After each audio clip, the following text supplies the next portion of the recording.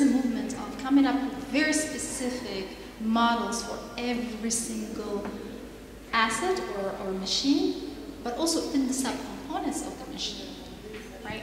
So there is a specification here, which is very important.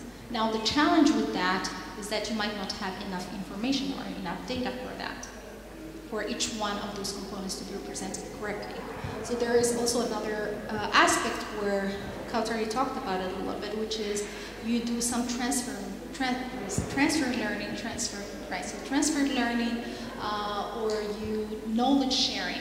So where you might have a machine that is new, doesn't have enough historical data, but you can look at similar machines that have gone through similar conditions, and there are multiple ways of identifying what similarity means, right? So that's why it's very specific. Right. That's why, to my point, like, I'm very excited that we are automating a lot of the process around machine learning for data scientists, because that's where data scientists can really help and focus. The 20% should be 100% of their time to come up with new techniques so that we can put them in place so that others can really just go and use all this aspect. And there is a second point, which is when dealing with machines in real-world applications, usually you have the lab experiments and how the machine or the system is going to behave, but it's a completely different story when you have the machine really behaving in the real environment. So it is called the emergent behavioral systems, which is sometimes unpredictable. So that's why it is very important to, at that point, not to have only like data-driven machine learning and AI techniques, but really fuse it with physics-based understanding, because you want to bridge the gap between the two, because you want to influence back the design and vice versa, and correct some of the assumptions. So if you think, like, I work a lot with the engineers, like traditional engineers, they start with, I just want to look at these two features, temperature and like a vibration. And I am, as a data scientist, I want to look at 1,000 different features. The balance is in the middle, because they do more of a top, bottoms-up approach. They start with one feature and they grow. We start with everything, go down. The balance is somewhere in the middle. So that's why it's very important, and I showed it in one of my last slides.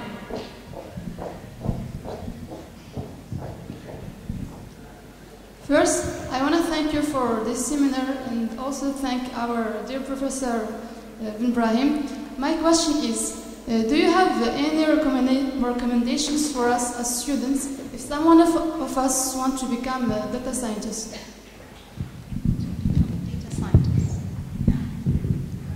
Actually, it's a great endeavor, and you guys are very lucky because there are lots of resources online.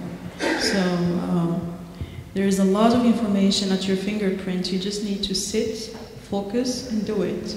Lots of online classes, lots of resources that companies like IBM, Amazon, and Google, and so on are making available in the open source world. And then Coursera classes are also very popular. So that might, maybe you need to pay a little bit for that. But I think I really encourage you to participate in open source. And there are lots of online resources.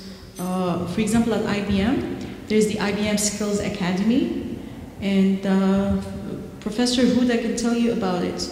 We have a lot of classes free that you can participate in, and even get a certificate that you can post in your LinkedIn. And there are really a wealth of information on the web to learn. But you just need to have the passion, time, and dedication, and you can do it. And open source also is a great place because the code is there, and the community, because right now it's all about learning and be part of a community. So if you join a community, that would be great. Another thing that I would recommend is these competitions that happen all over the world. Things like Kaggle competitions. Bouchra can also tell you more about it. So there are data science challenges that are posted. They give you the data, they give you the problem they want to solve. You can form a team here at your university with your friends and try to solve the problem. So by really doing it, practicing it, taking real examples, and just get your hands dirty, you can learn a lot. said, I think that's a great question, and I think it's really kind of like the essence, and Huda really asked us to come here to motivate students to really look into AI and machine learning. I think the beauty of AI and machine learning and data science, data science is just a buzzword. Like I can tell you the evolution. It was AI, became a bad word, so they moved it to data mining, then they moved it to machine learning, then data science somehow happened in the middle, and then now it's back to AI. So it's a trend. But the way I look at it, it's really the fundamentals is math. Like that's why the education here in Morocco is really great. I know it's tough, like maths, and all that. It's really important. Because it gives you the basis. At the end, when you move to an algorithm, it's all math. Yeah, it's a black box. Neural network is a black box, but behind the black box there is a lot of math. It's just it's not transparent as it evolves. The other aspect, so that gives you the fundamentals. So make sure you have your fundamentals right. As Kaoutar mentioned, there are a lot of courses online. Actually, MIT and Stanford, they have actually courses that are free online. They're already, they're already loaded. You can just go and Google them. I'll send actually Huda a link to ones that are actually extremely good that you can follow with the professors from MIT and Stanford. One of them in Stanford actually is around. They give examples like self-driving cars. So that gives you the context. You can do that. Amazon has also so Amazon University, Amazon Robotics Research University. So it's meant for internal, but also some aspects are for external. Amazon AWS, Amazon Web Services. There is a whole movement around Amazon Web Services now for IoT, and one aspect is for AI, and there is a lot of things there as well. I think like if you have, as Kaoutar mentioned, if you have the will, there is a lot of data. There's data available, not a lot of data. Some of the data is not available to everyone, but through like Kaggle and some of these crowdsourcing platforms, they can provide you with challenges. You can even make money out of it to start, with professors and with the other colleagues.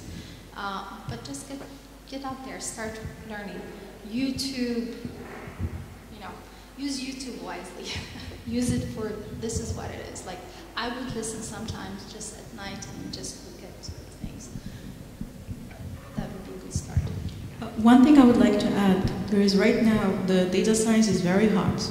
And there are also like a lot of tools that have made it easy to learn. So for people who would like to apply AI and machine learning to solve problems, the industry and the open source community have really democratized this. Lots of existing open source tools like TensorFlow and Keras and PyTorch that you can easily grab.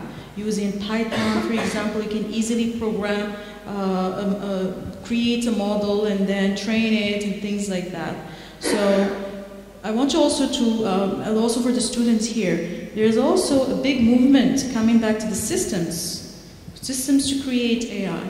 So creating the physics of AI, creating new chips and new operating systems and new basically stacks optimized all over the layers to accelerate machine learning and deep learning. The math is important, but this is especially if you're interested in building new algorithms and advancing the field of AI. But if you're just interested in the applications, you can get away without a lot of math, but always it helps you because you really understand the internals of how these algorithms are. So the field is wide. I mean, even if you're not doing machine learning, there are lots of different things that are happening right now, going back all the way to the silicon level and new materials to create new accelerators, not just GPUs for AI, but new AI core chips and so on, and optimize how you run these things. And also in the cloud world, lots of movements happen now to create DevOps for AI. So it's a wide range of things that you can explore. Sorry, Huda, I know I think this is the most important question. That's why we are trying to make sure that, but I want to make sure, although Kaoutar mentioned that, data science now became democratized and a lot of companies and institutions, they build a lot of infrastructure and a lot of algorithms and all that so that anyone can go and build it. But you want to also kind of of like be distinguished from the crowd. And because you're here at the NCIs, you have, again, the great math background, which is unique. With it, you cannot go wrong. Things like topics or areas become hot and then they go down.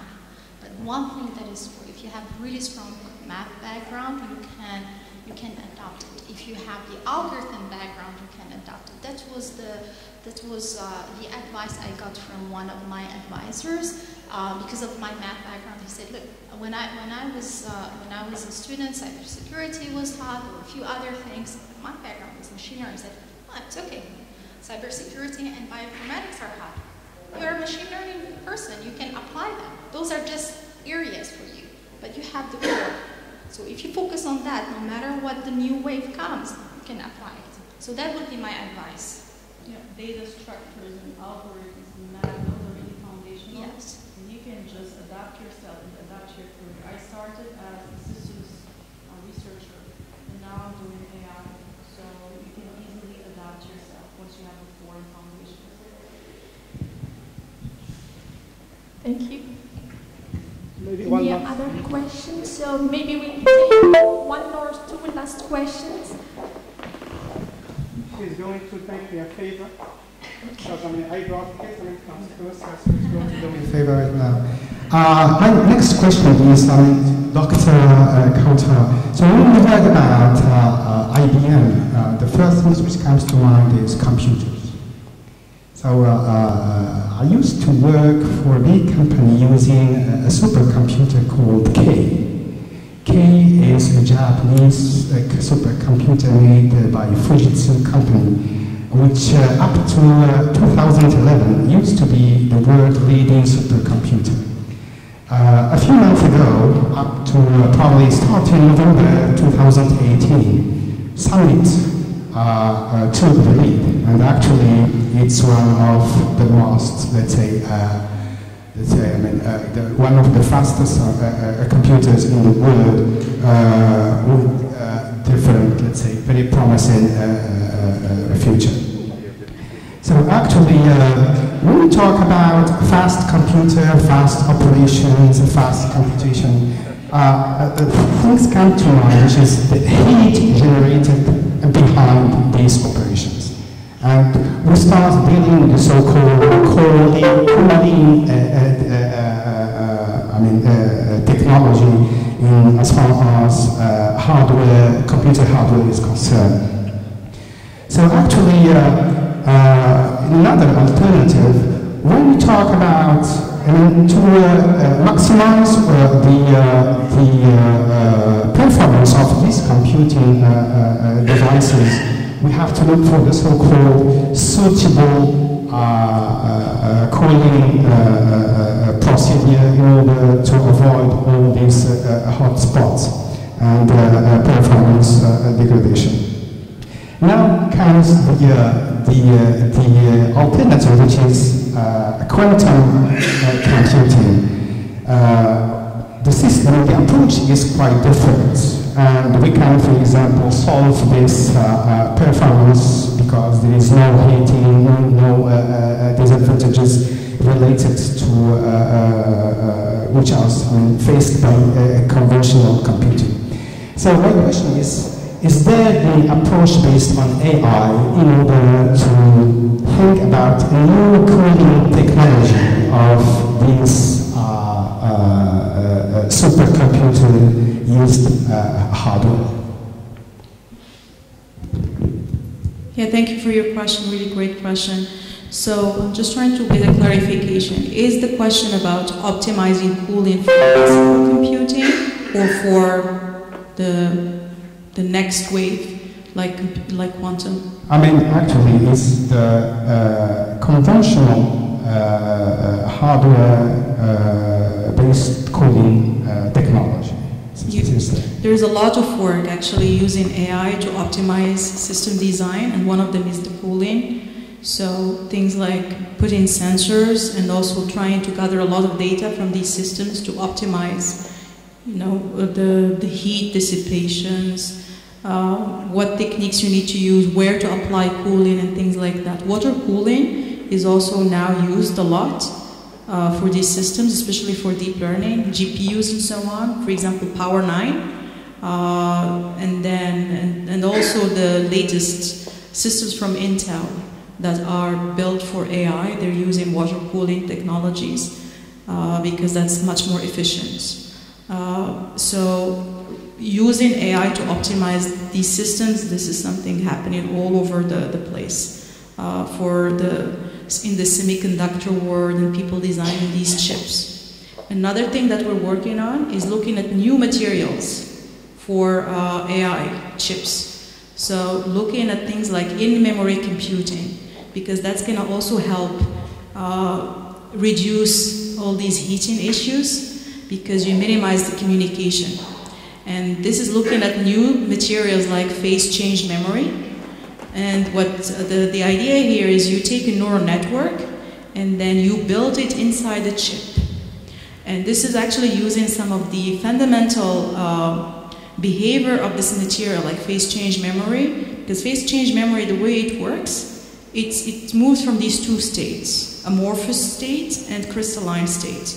The amorphous state, basically you heat it up and it becomes amorphous, so it becomes resistant, and then you crystalline it by cooling it down quickly and becomes less resistive. So if you look at the architecture of a neural network, there are all these weights between the layers. So what we're using is the resistivity of the material. We're using that to store the weight, the neural network. So this is just new devices, new materials that we're looking at to accelerate AI, and actually will create a new AI core. We're calling them new AI. We have actually existing prototypes at IBM Research, and we just built what we call a new AI hardware center, partnering with many semiconductor companies to scale this, and also co-design with companies like Applied Materials and Samsung and Tokyo Electronics, the next generation of AI cores. And one of the focus areas is also reducing the heating and looking at also new ways beyond digital computing. So actually this is moving back to the analog world. Right now we're using digital. We're looking at mixed precision. So instead of working at 32-bit or 64-bit floating point registers or floating point computation, we're looking at reduced precision, looking at actually doing the AI learning or the training in 16 bits, and even 4 bits and 1 bit or 2 bits for inference. And we have some remarkable results showing that with AI, you can get away with reduced precision. And also when you have reduced precision, you have much smaller chips, and that also optimizes the power.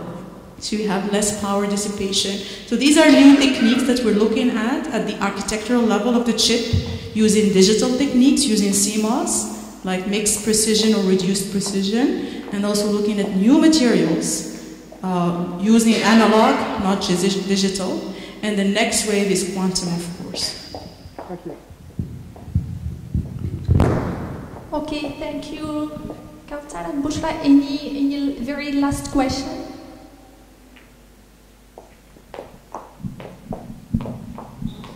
The last one. So I'd like to thank both of you for very insightful information about the AI.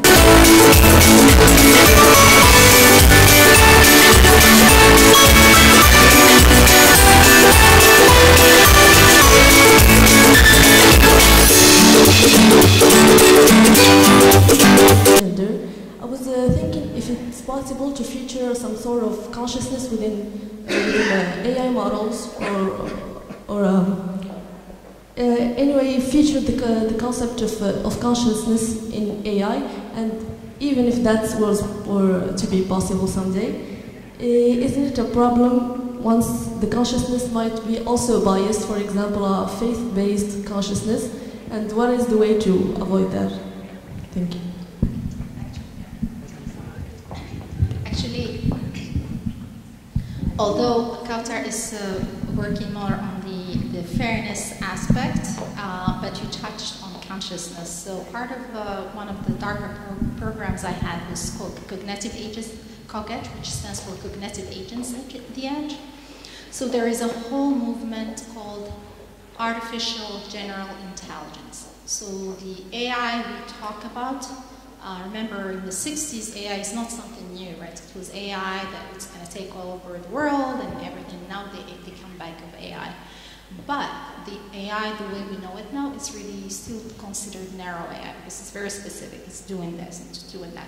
And we don't have the aspect of the social aspect to it. That's why like now it's part of research. There's a movement, as I said, called Artificial General Intelligence, where there's debate of bringing consciousness as part. What is artificial consciousness? So there are lots of really, like, there's a good book, Artificial Consciousness, Marvin Minsky. These are like really great researchers who have thought a lot about machine being conscious and what means consciousness, emotional, what means emotions for machine. Now it's kind of like in between philosophy, theory, and a little bit of computer science, but it's a big challenge. There's some work that is moving towards that, but it's subconscious. So a little bit of subconscious work. So there are a lot of good cognitive architectures, like SOAR architecture. It's an architecture that was developed by Professor John Laird in Ann Arbor University in Michigan. There is another one called Ada, which is another great architecture from the University of Memphis. And all these, it's really moving towards that. So which is a different aspect than what we have been talking about here. But it's not done deal yet. It's a lot of debate there. Yeah, it's a very philosophical question.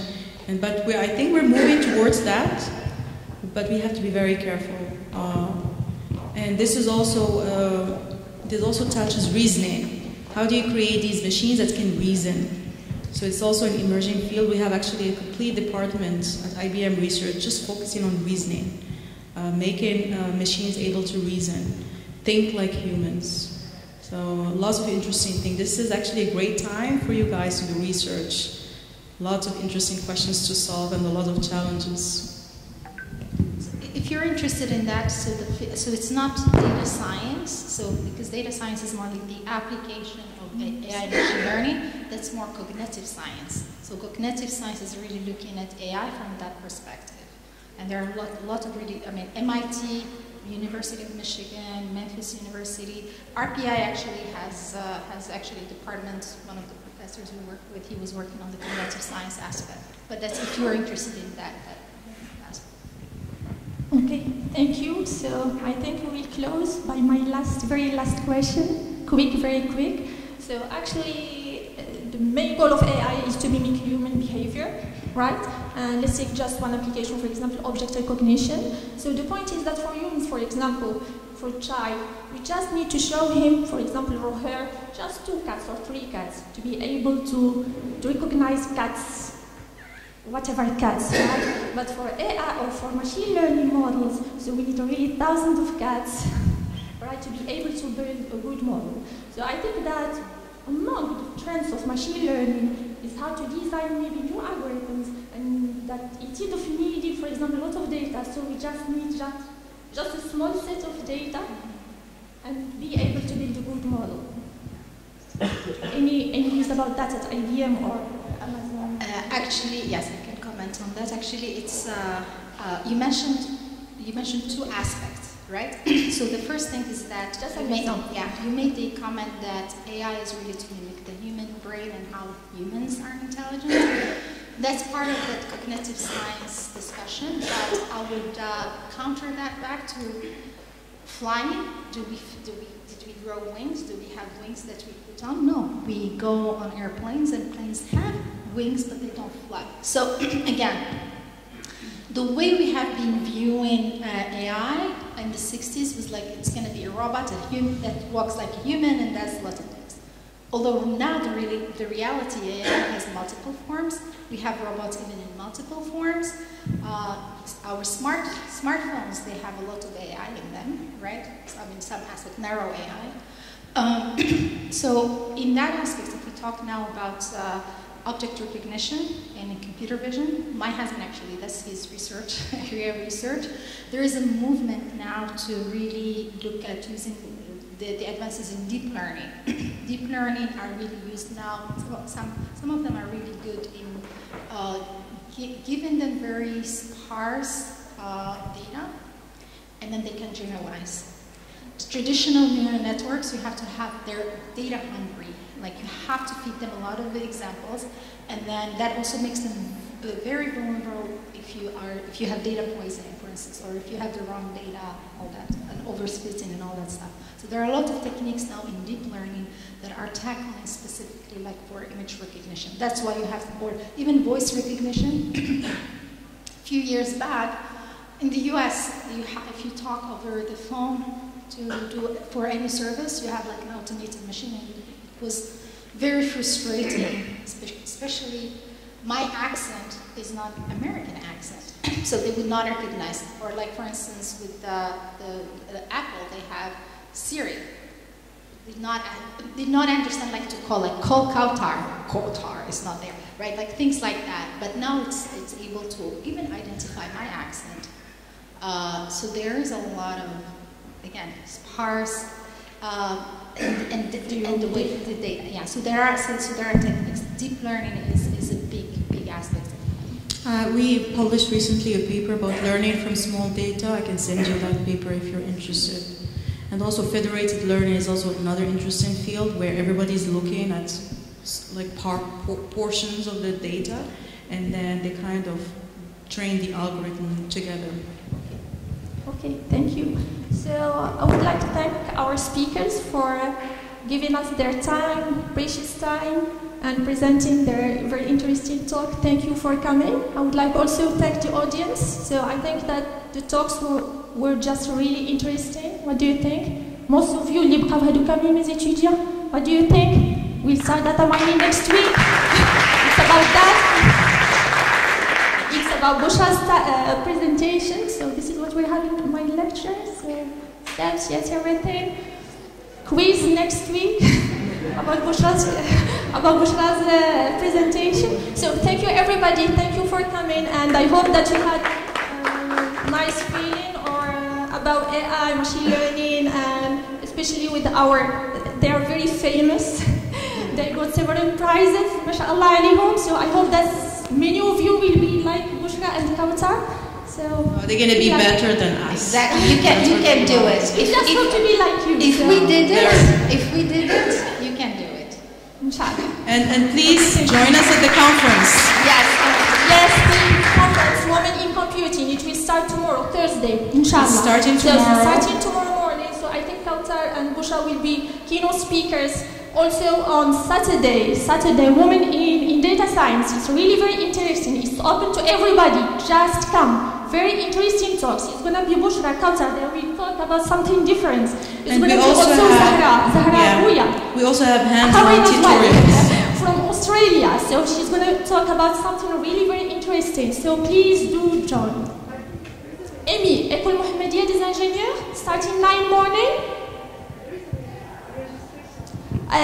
Tomorrow morning is open. So maybe not tomorrow morning. So for the registration, for the Friday morning, you don't need to register. You can just come. Okay, for the WITS event, you need to register through Eventbrite, but you don't have to pay anything. It's free. It's free. So Saturday is free. Come, and then Friday morning is free. It's very interesting. Please do come. Women in data science, but also men. Yeah, please, men are all welcome. We need men to support. It's women and men. It's part of women. It's March, like it's Women Week, it's Women Month. Okay, thank you everybody.